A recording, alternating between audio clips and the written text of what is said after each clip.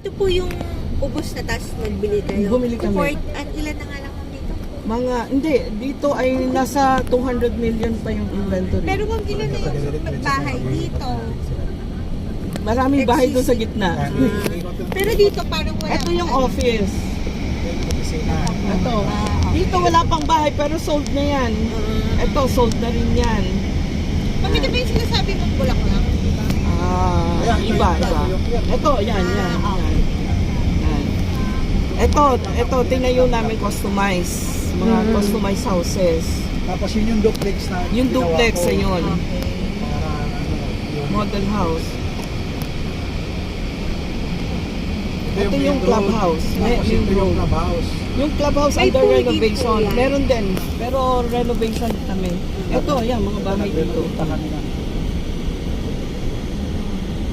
Pero ano naman, okay na yung tubig, lahat Oo, dito. ano sila? Anong tubig dito, ma'am? Local water district. Okay. Ito Maganda yung mga pag gaganon. bahay. Kalimitan dito, customize yung bahay. Batelik. Ayan o, ito. Ang electric. Batelek 2.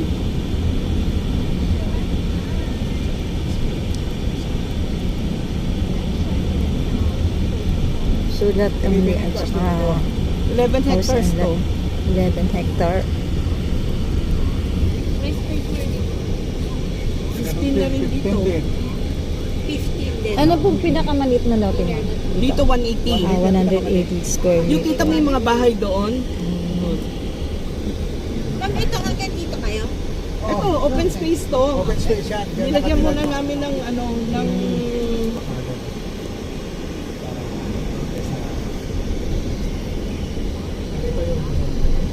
yeah, open space pa yan. Pero ano na to? Malalaking lote Tapi dito. yung malalaki yung lote Corner dito. lot, bakante pa to. Dito po sa Bakante ito, corner lot. may mga corner lot pa pala. Mga corner lot pa.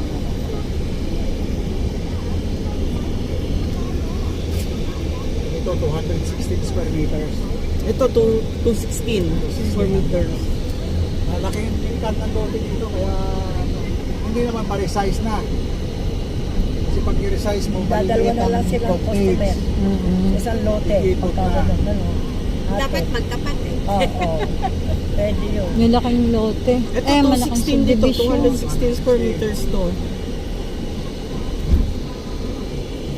Doon naman, ito yung tennis court, basketball court, yan. Yung clubhouse, under renovation kami ngayon, pati yung sa swimming pool. Sorry, ito yung tennis court saka Tapos basketball nag-rehab na court. rin ng ibang mga nire-rehab na lahat. Kasi for turnover na. Ito naman, yung ito. Pwede tayong dito di, yung duplex. Ayan.